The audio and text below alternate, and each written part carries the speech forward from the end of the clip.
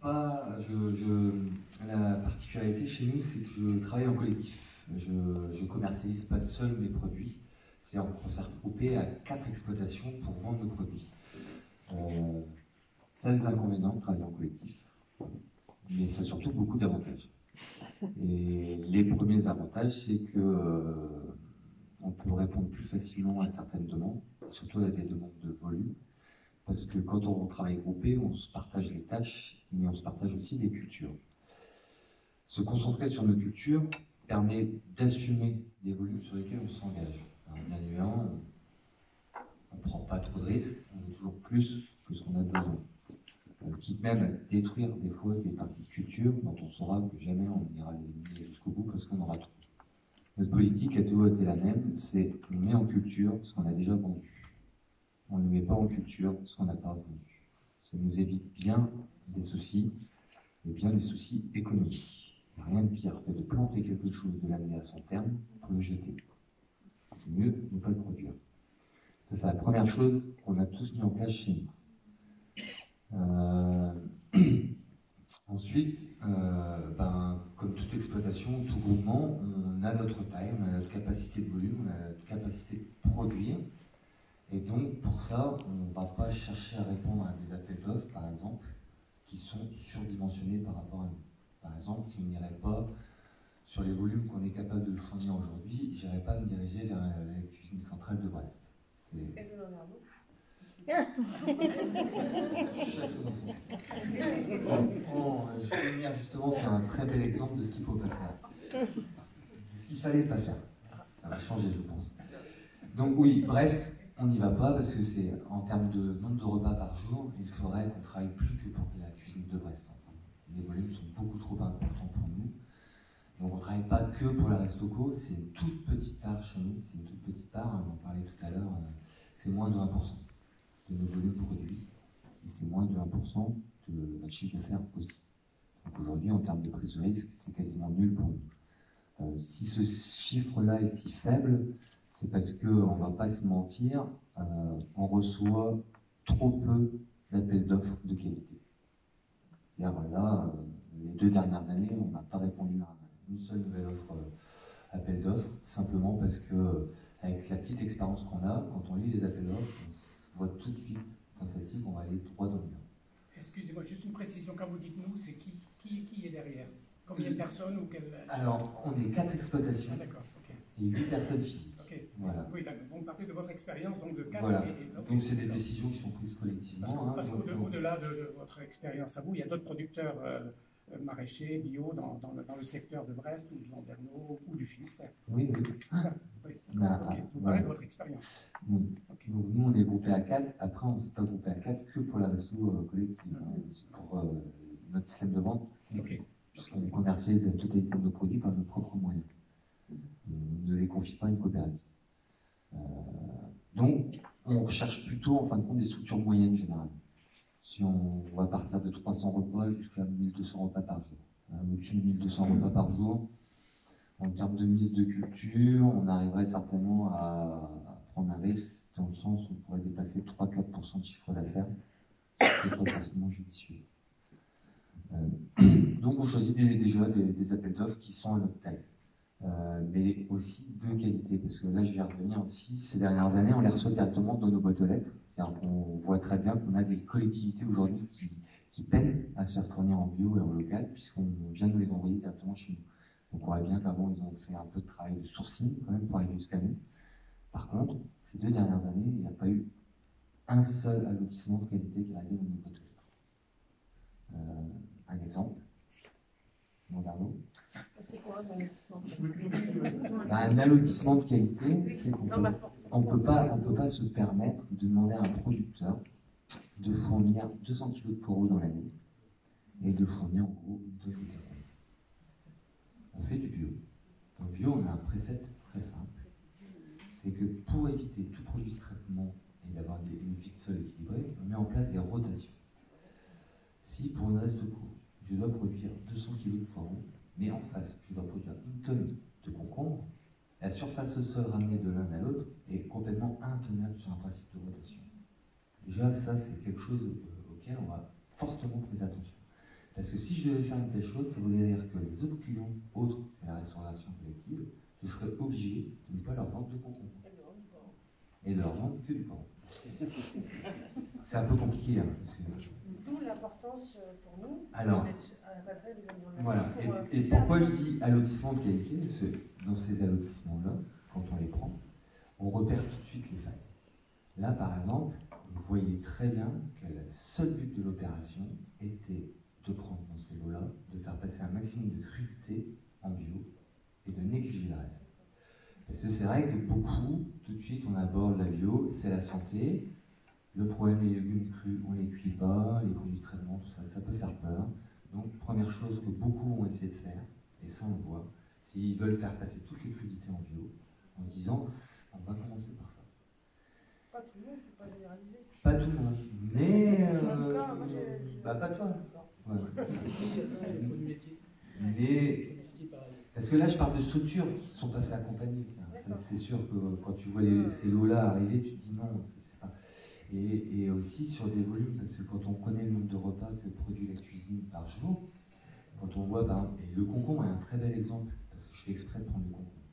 C'est un très bel exemple. Le concombre en Bretagne, c'est un peu une cochonnerie. C'est comme la tomate. C'est très dur pour nous d'en fournir à la Restauco. Parce que le concombre, je vais en avoir juin, juillet, août. Pas en septembre cette année, parce que vu le mois d'août, ils ont pris cher la nuit, donc il n'y en a plus au mois de septembre. Donc ça veut dire qu'en resto collectif, il n'y en a qu'au mois de juin. Mais quand vous regardez le volume pour 1200 repas par jour, vous vous dites, sur 30 jours au mois de juin, il va falloir qu'ils en mangent, les enfants.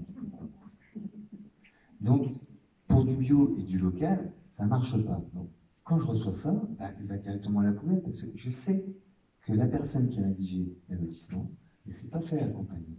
Si je réponds à ça, on va droit dans le mur. Déjà, je ne pourrais pas le respecter, parce que je ne pourrais pas fournir les volumes de concombre qu'ils ont demandé, ou si, mais seulement sur le mois de juin. Je pense que ça va leur faire bizarre. C'est un problème, mais pareil pour la tomate. Et pareil pour le chou. Parce que les crudités, on voit très bien, nous, quand on parle de crudité à les cuisiner, c'est chou blanc, chou rouge, betterave, carotte, oui, concombre, tomate. Mais la crudité... Non, pas tous.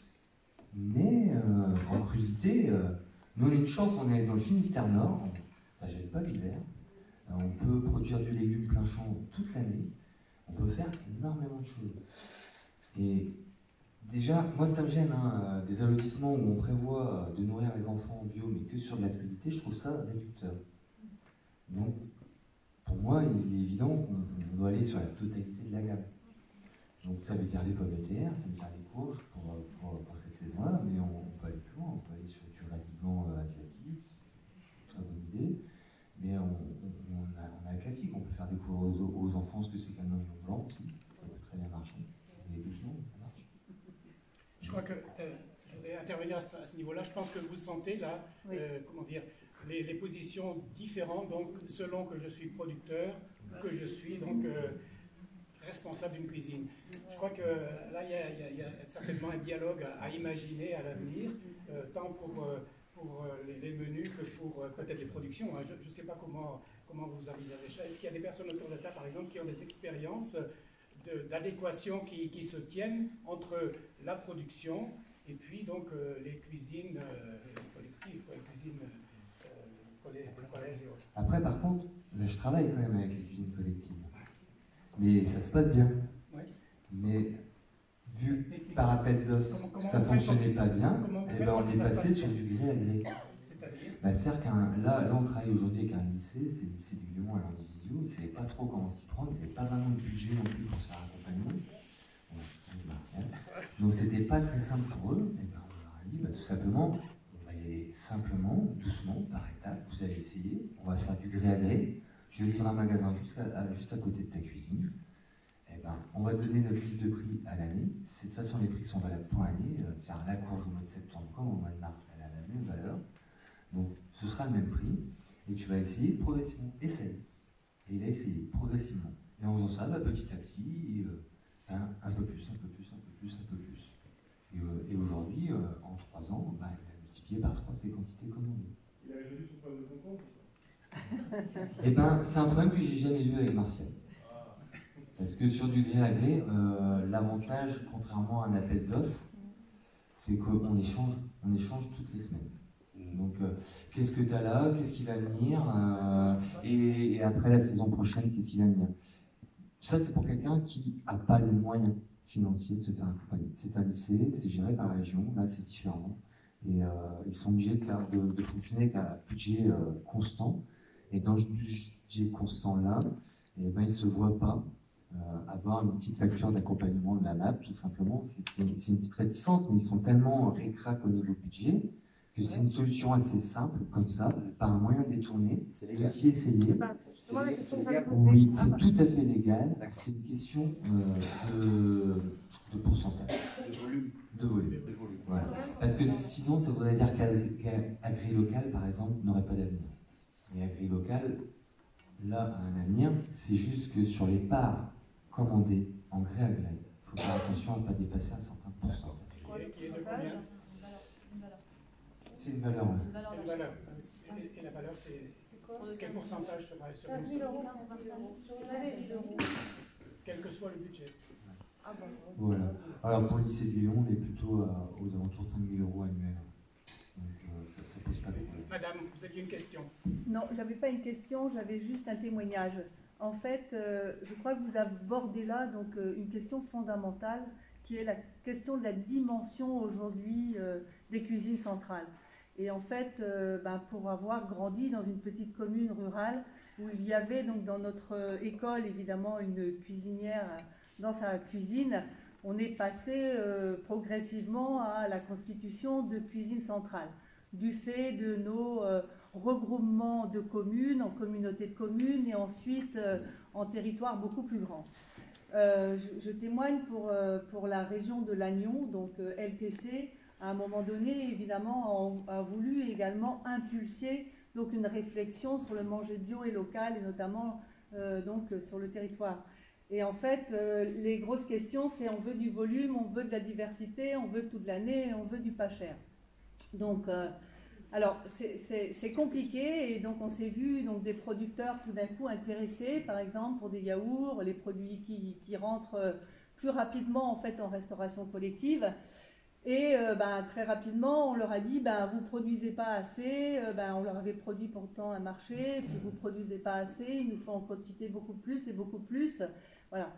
Ce que je voudrais évoquer là ce soir, c'est finalement cette réflexion sur cet réaménagement du territoire qu'on a et qui impacte aussi finalement la réorganisation de notre restauration sur les territoires. Et peut-être qu'aujourd'hui, ce serait important aussi de repenser un peu ça. Alors, j'ai rien contre les cuisines centrales, hein, je trouve que votre travail est merveilleux et puis qu'ils ont de la chance de vous avoir dans cette cuisine centrale. Mais c'est vrai que ça pose quand même une question aussi aujourd'hui. Voilà. Est-ce qu'il y a des interventions sur cette question-là, donc entre les producteurs, les fournisseurs de matières premières et puis les cuisines? Est-ce qu'il y a des débuts de, comment dire, des débuts de solutions ou en tout cas des ouvertures positives? Et je vais conclure en disant qu'en fait, qu'est-ce qui s'est passé? Il s'est passé finalement que l'Agnon Trégor Communauté, bon après je ne sais pas où ils en sont aujourd'hui, ils ont préféré finalement, ils n'ont pas eu tellement de choix, contractualiser et les appels d'offres ont été acceptés par d'autres qui sont plus, allez, entre guillemets, dans de l'intensif bio, on va dire, et qui pénalisaient finalement nos petits producteurs locaux. J'ai oublié de dire ça. Ouais, après, moi, peut-être juste pour pas non plus opposer les... Parce que c'est vrai qu'on est arrivé... je voudrais pas qu'on sorte de cette journée en se disant arrivé à une certaine échelle, on ne peut plus le faire. L'accompagnement est important pour ça, pour effectivement... si je prends l'exemple de la ville de Brest, on était clairement confrontés à cette difficulté-là quand les élus sont venus nous voir pour nous dire voilà, on veut mettre du bio et on veut le faire en lien avec le territoire. Et effectivement, il n'y a aucun producteur qui peut livrer tout seul la cuisine centrale. Même si les journalistes, quand ils veulent faire des reportages, ils aimeraient voir le producteur livrer les légumes. Et non, c'est pas possible pour 6 000. Néanmoins, on est là pour accompagner des producteurs qui peuvent travailler ensemble. Il y a des filières qui sont structurées à plus grande échelle, qui travaillent néanmoins quand même sur des cahiers des charges qui sont forts et qui respectent l'éthique de l'agriculture biologique. On l'a fait sur les légumes pour démarrer à Brest, par exemple, avec une filière organisée qui agréait les volumes d'une soixantaine de producteurs et qui était en capacité à répondre.